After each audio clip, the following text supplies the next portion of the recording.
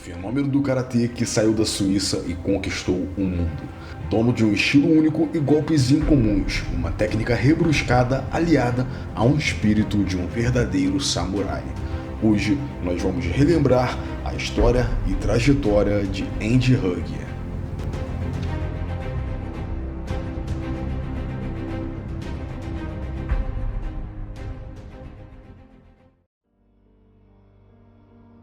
Andreas Hug é natural de Zurique, na Suíça, nascido em 7 de setembro de 1964. Seu pai, Arthur, era membro de um segmento do exército francês chamado Legionários. Ele acabou falecendo em circunstâncias misteriosas em uma missão na Tailândia, sem nunca ter visto seu filho. Esse fato acabou gerando muitas dificuldades para sua mãe, que teve que procurar um emprego em tempo integral para se manter. E sem meios para o criar, ela acabou decidindo por deixá-lo em um orfanato.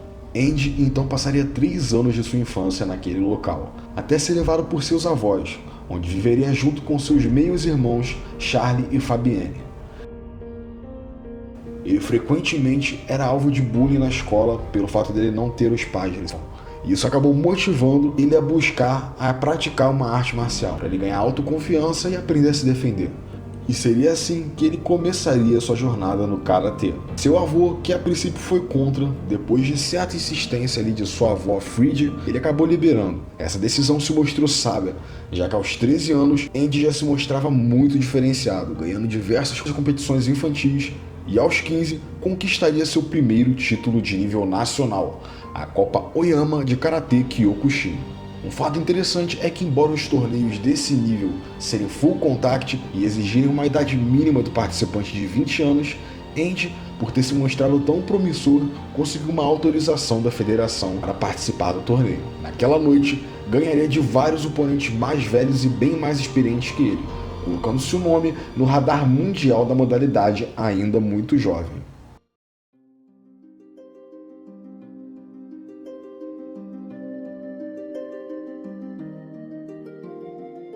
Entre 1977 e 1991, se dedicaria completamente às competições de Karatê Kyokushin, tendo passagens expressivas nos principais circuitos mundiais, conquistando diversos títulos. Só no circuito europeu foram 5 vezes medalha de ouro. Em 1993, conseguiu mais uma vez o pódio no Mundial, só que dessa vez levando a medalha de prata. Em abril do mesmo ano, faria também sua estreia no K1, mas ainda lutando nas regras do Karatê, conseguindo uma vitória sobre Nobuaki Kukada. Poucos meses depois, entraria no torneio K1 Illusion, evento em que venceu 3 lutas na mesma noite contra Yoshinori Arata, Chang Poek, que era um respeitado representante do Muay Thai, e posteriormente também superando o japonês Shiuki Atokawa.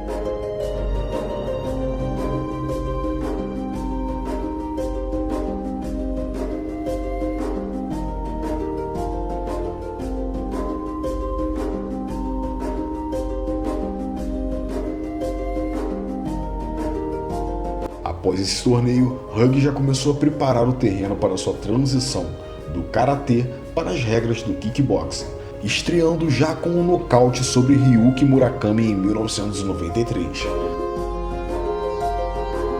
Sua terceira luta de kickboxing pegaria o duríssimo croata Branko Sikatsky, que era o atual campeão do GP naquela época.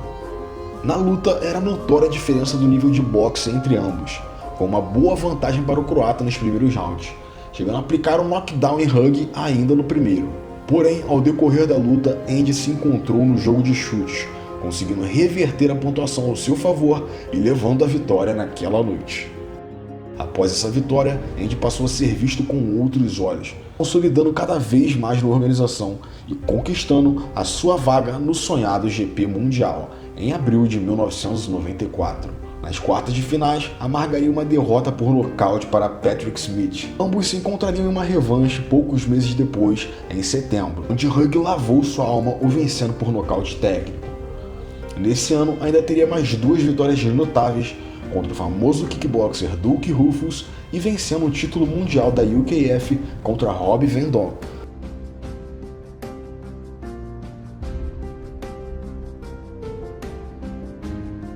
Em 1995, uma rivalidade que marcaria a trajetória de Andy se iniciaria. E obviamente estamos falando do duríssimo sul-africano Mike Bernardo. primeiro combate aconteceu na rodada de qualificação do GP, onde ambos trocaram golpes de forma muito dura e equilibrada, mas Mike acabou levando a melhor no decorrer da luta, vencendo por nocaute técnico no terceiro round.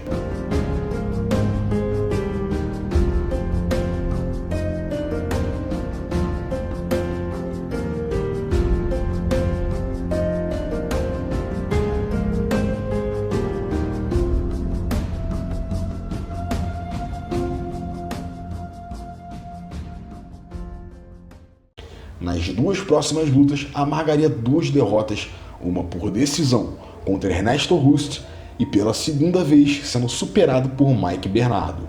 Esse foi um período bem difícil da vida de Andy, onde ele passou por um quadro de depressão e ao mesmo tempo ele se perguntava se ele seria capaz ou não de ainda competir em alto nível.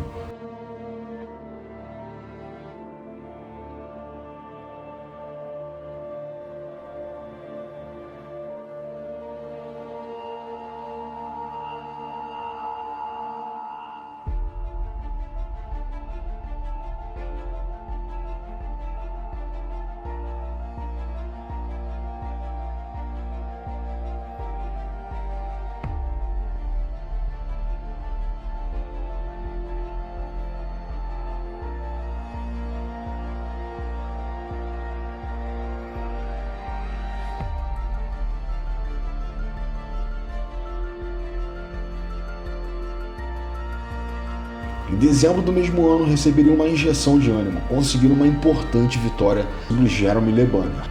Essa vitória, ironicamente, o projetaria de um momento ruim a um dos melhores períodos de sua carreira.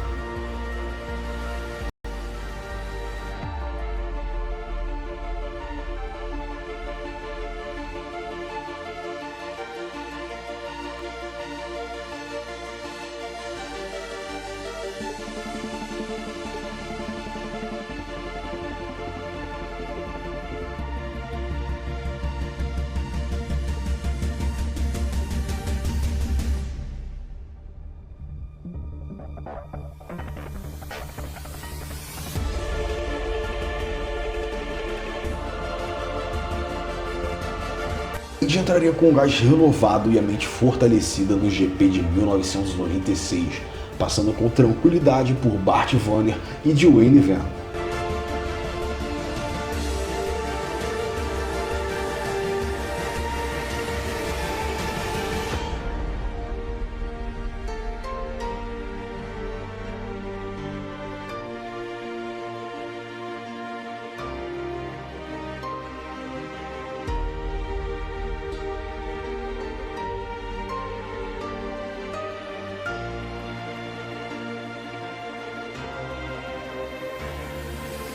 Na terceira fase, encararia novamente seu algoz Ernesto Rust. Essa foi uma luta emblemática e é lembrada até hoje como uma das melhores da história do K1. Ernesto seguiu o protocolo da primeira luta, investindo bastante nos chutes baixos, enquanto Andy aplicava suas investidas de formas mais criativas, proporcionando um combate muito equilibrado. Após o final do tempo regular, a luta foi declarada empate, se encaminhando assim para um round extra, que novamente foi pontuado como empate, gerando mais um round extra, onde finalmente a vitória foi dada ao suíço por decisão dividida.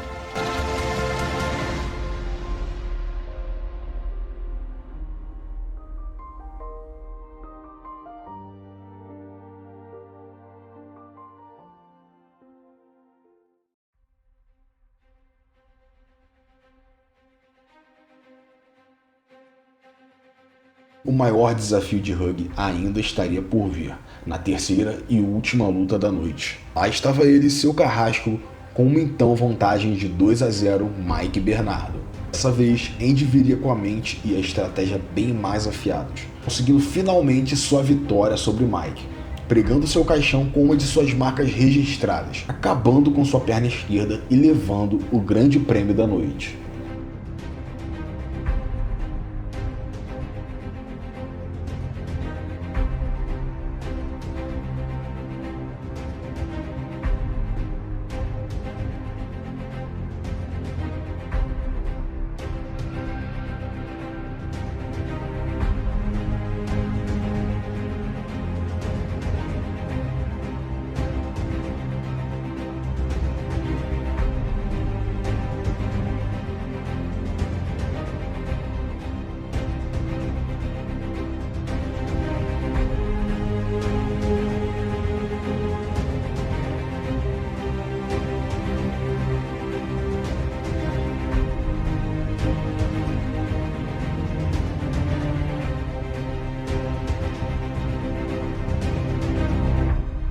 Ainda no mesmo ano, acumularia mais 4 vitórias no evento, incluindo uma defesa de título na UKF e mais um título mundial de Muay Thai na categoria dos pesos pesados, fechando a temporada com um cartel perfeito de 8 vitórias seguidas. Essa sequência só seria quebrada em 1997 pelo holandês Peter Aerts.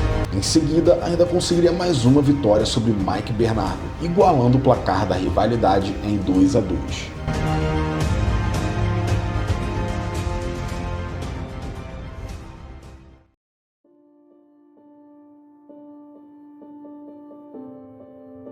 Em 20 de julho, no K1 Dream 97, Andy ficaria frente a frente com o karateca brasileiro Francisco Filho, que já havia o vencido por nocaute no karatê há 6 anos atrás. Após um começo de combate tenso e estudado, Francisco finalmente encaixaria um golpe certeiro e deixaria Hug inconsciente.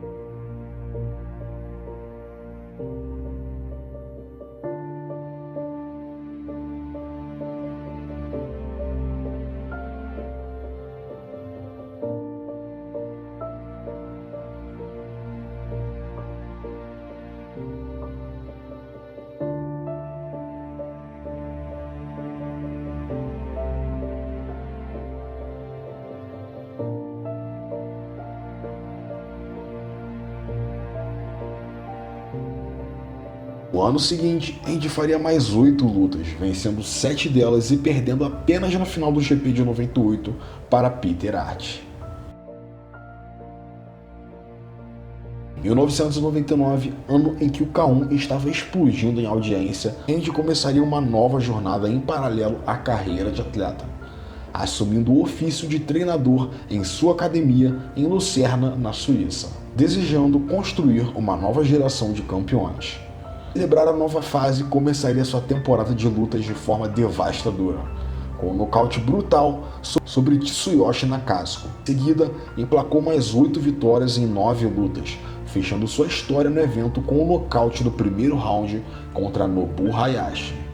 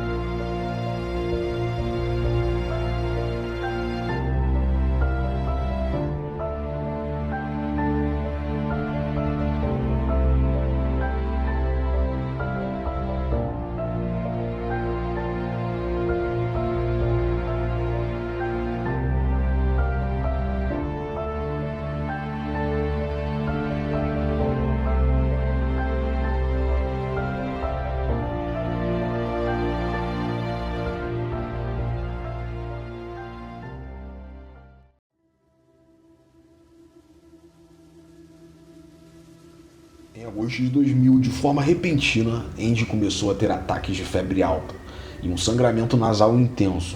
Ele foi encaminhado para o hospital às pressas, onde realizou todos os exames, mas os médicos não encontraram nenhum sinal da doença. Apesar dos conselhos dos médicos e de seu gerente, Hugh ainda viajou ao Japão em 14 de agosto para treinar antes de sua participação, que estava planejada para o K1 World Grand Prix de 2000. Em 15 de agosto, seu médico pessoal detectou um tumor inchado no lado esquerdo de seu pescoço e foi levado às pressas para o hospital em 19 de agosto, depois de sofrer mais ataques de febre. Os médicos finalmente o diagnosticaram com leucemia e começaram a quimioterapia imediatamente.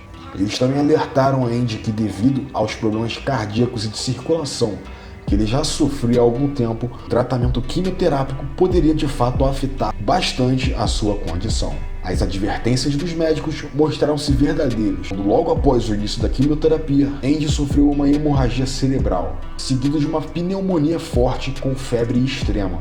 Seu corpo apresentava todos os sinais de leucemia aguda, manchas roxas, sangramento no tubo digestivo, sangramento no globo ocular, entre outros sintomas graves. Na manhã de 21 de agosto, Kazuyoshi Ishii, fundador do K1, visitou Andy no hospital, e ali ele já teria feito um pedido, que se ele morresse logo, ele gostaria de morrer no Japão. Naquele dia, ele também aproveitou para deixar um recado que acabaria sendo seu último para todos que o acompanhavam. Para os fãs e amigos, eu acho que vocês ficarão chocados quando descobrirem o estado de saúde em que eu me encontro. Quando o médico me contou, foi um choque enorme até mesmo para mim, mas quero informá-los sobre o meu quadro para que eu possa lutar junto com vocês contra essa doença. Ela certamente é o oponente mais difícil de todas as minhas lutas. Felizmente, não poderei lutar no torneio em outubro. Lutarei contra essa doença aqui no Japão e um dia voltarei a aparecer. Não percam a esperança. Saudações, Andy Hug, 22 de agosto de 2000.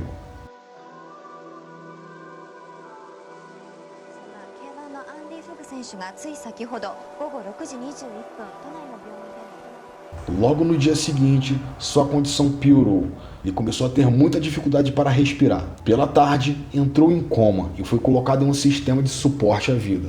Enquanto estava em coma, seu coração parou 3 vezes, mas os médicos conseguiram recuperar o pulso. Quando seu coração parou pela 4ª vez, os médicos decidiram não revivê-lo. Ele foi declarado morto às 4h21 de 24 de agosto de 2000, 2 semanas antes de seu 36º aniversário.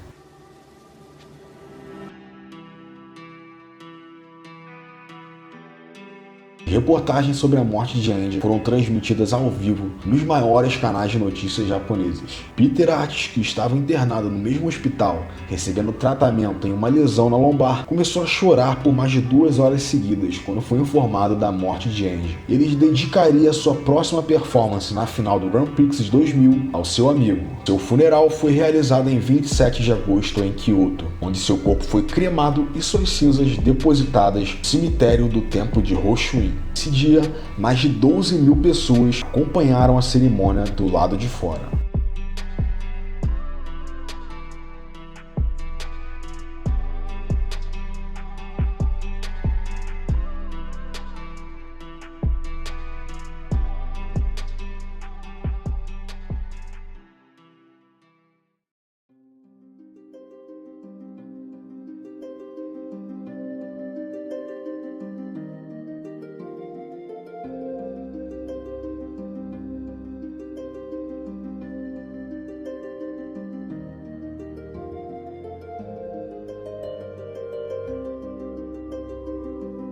Why do you still fight in the ring? Why? Because I'm born to fight. To make the people happy.